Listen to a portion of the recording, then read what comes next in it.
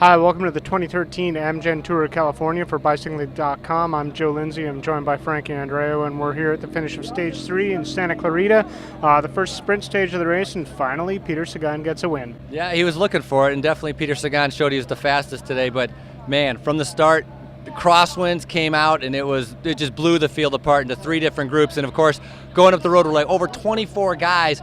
TJ Van Garderen was the danger man in that group, and everybody was chasing from behind. There was like 3 Radio Shacks, 3 BMCs, Orica. Everybody had multiple numbers, and it became a huge drag race. And I think it took about 50K before all of the groups could come back. And I want to talk about all the groups. It was broken up into like 4 to 5 different groups.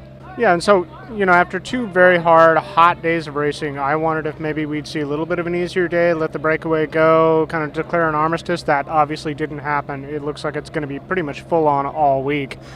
Today with Sagan getting the win, Michael Matthews and Tyler Farrar second and third.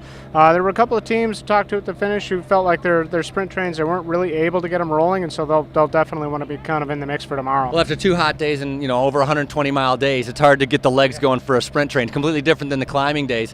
But, once that first 50K was over with, sure, it was hot out, but it did become more controlled. Jameis was controlling it. Then, of course, Cannondale took over. We saw United take over for a little bit, and Garmin. And coming into the run-in, it was crazy fast, 30, 35 miles an hour. It's such a wide road that everybody had room to be able to move up, which actually makes it a more dangerous sprint. But in the end, Sagan was, we know he's a fast man, and he proved it today. And tomorrow, a little bit shorter stage, a little bit flatter. Could be a chance for, I thought today was actually going to be a chance for the stage hunters.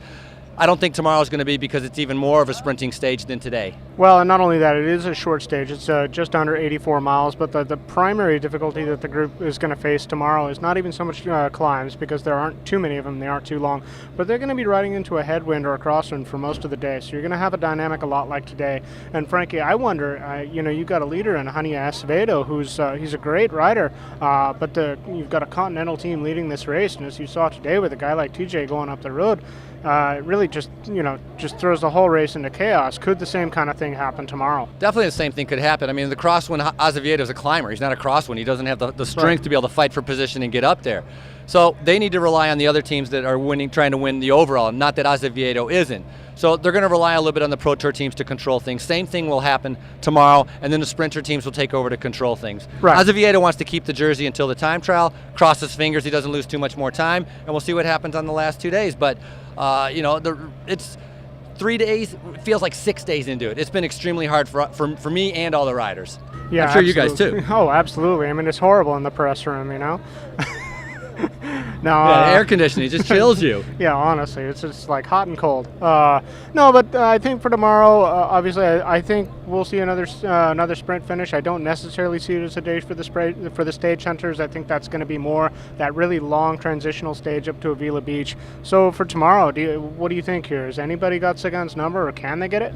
Well, Messerman, Sagan, obviously Tyler Farrar. United's trying with Keogh or Murphy, so there's other sprinters out there, but we've seen what Sagan can do in the classics and other races. The guy's incredibly fast, almost invincible. He proved it here today. So and his whole team's riding for him here. And let's see if an upset can happen. Absolutely. So that's Race Radio from Stage 3 of the Tour of California. Join us tomorrow.